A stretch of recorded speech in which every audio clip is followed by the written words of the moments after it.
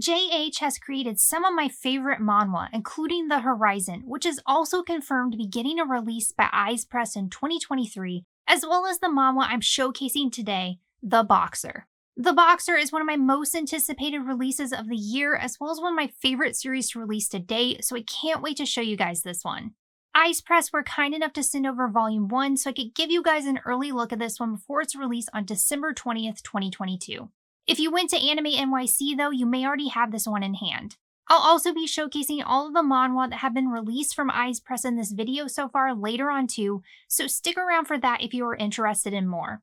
And if you want to pick up any of these series, you can do so at any of the links I have listed in the description below. When you shop any of these links, I get a little kickback which helps support the channel, which helps me continue to bring you more and more videos. Anywho, let's take a look at The Boxer.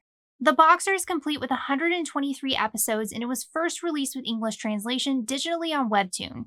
Much to my excitement, Ize Press later picked up the series for print release and the first volume is finally here. It collects the first 9 episodes of the series. I couldn't be happier with the design of the first volume. We have these matte white covers, black and white artwork, which is contrasted by this bright red text. The Boxer logo is raised, glossy, and textured, so it pops out from the matte white cover. It's minimal but also aesthetically pleasing, much like JH's artwork, so it highlights and represents the series well both on and off the shelf. I love the look of the volume itself, but it's how it reads and the way they cut and pasted the panels that impresses me the most. I enjoyed reading The Boxer on Webtoon, but it was primed and ready for print release, especially in the way it reads and the impact that the panels have on page. They also updated the translation in the print release. The sentences flow and read better in the print release. They changed the wording of select sentences to give them more impact too. This section where Coach K is explaining the fight that's happening in the scene, for instance, is completely different and is much easier to follow. They've even included sentences that were not present in the Webtoon release to add more context when needed. They also have new lettering and sound effects too. The sound effects in particular flow and fit in with the artwork a lot better in the print release. They enhance the scene, but don't distract from the panels at all. I couldn't be happier with how Ize Press structured and placed the panels, and all of the updates and changes they made to the translation, lettering, and sound effects are incredible too. The Boxer is a sports series that features a dark tone, much like Holy Land does, so it highlights the struggles that come with being a boxer more so than most. But they also delve into deeper topics about life and really dive into what it means to be human as well. These series have a what is it that you live for as well as a what is it that keeps you up at night type of mentality, dive into what drives or motivates our main characters, and explores their psyche. I say sports series, but it doesn't really feel all too much like one, even though it really is, as it highlights the sport of boxing. That being said, if you aren't typically into sports manga, please don't let this put you off, but it has so much more to offer. Another manga that comes to mind in this vein is Rikudo, so if you love either Rikudo or Holy Land and have yet to give The Boxer a shot, you'll definitely want to. I love these series that take a realistic but also hard look at the sport they are about, and The Boxer is one of the best. Not only does it highlight the struggles of being an athlete, it also highlights their struggles as individuals as well. This series touches on a lot of dark, mature, and tough topics with a focus on its characters and their real-world lives, so it feels very much like a seinen as a result.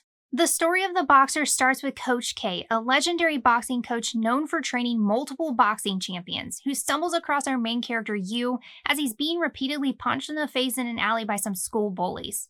At the beginning of the story, Yu is so apathetic that he can't even be bothered to dodge punches or stick up for himself, even though he's more than capable of doing so.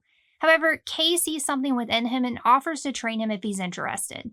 Due to incidents at school, he ends up putting the school's strongest fighter in the hospital with a single punch.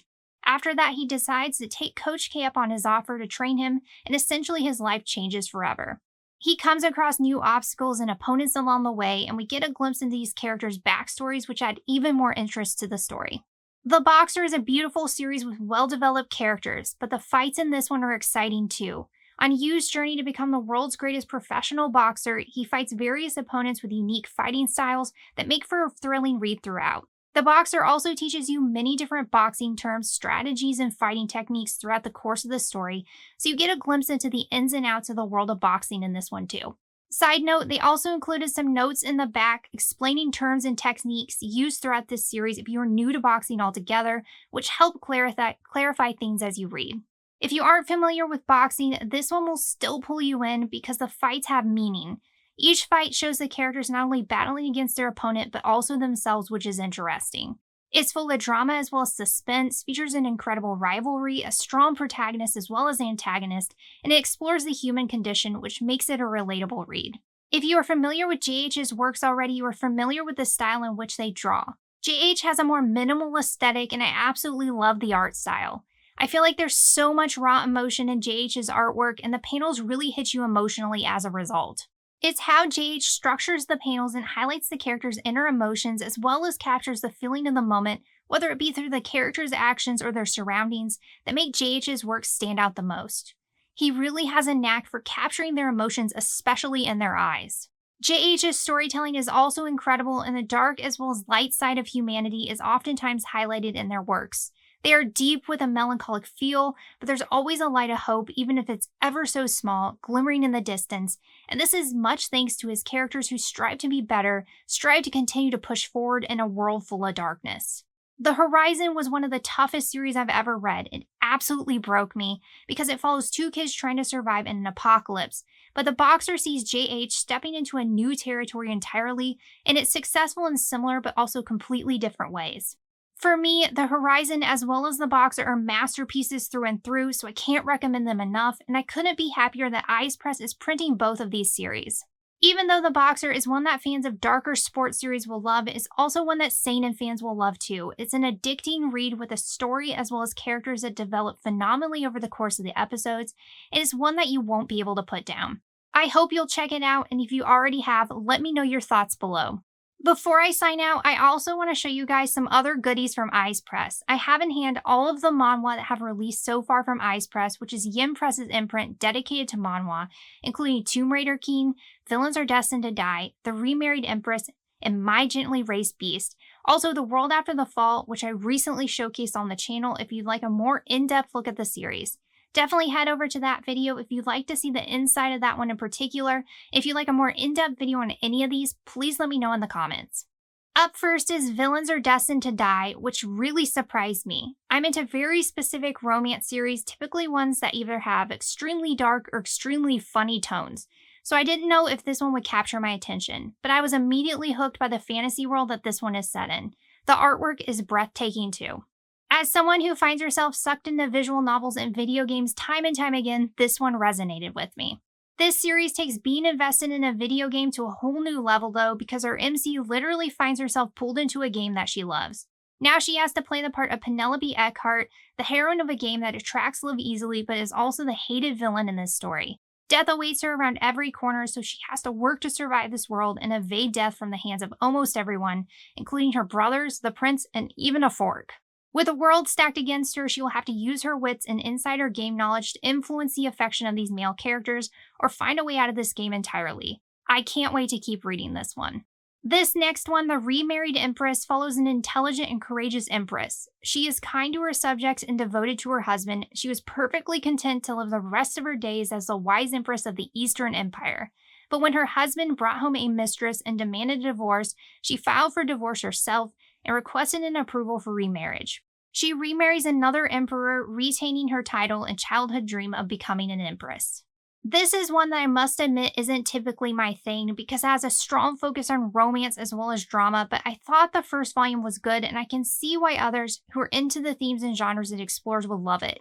I did find some of the characters to be extremely annoying, so much so that it was slightly overbearing, but you're supposed to feel this way about them, so I'm not put off by this just yet.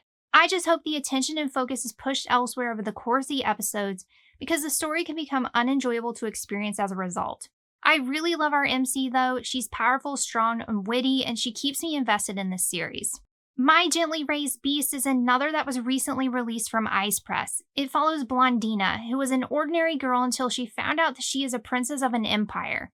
When she moves into the palace, her half-siblings and estranged father give her the cold shoulder. However, Blondina's luck changes when she befriends Amon, a cat-like creature with mysterious intentions. In this story, humans and creatures alike have struggled to live in harmony, and it really highlights these two's unlikely yet charming bond, which will either bring about peace or deepen the rift between their people.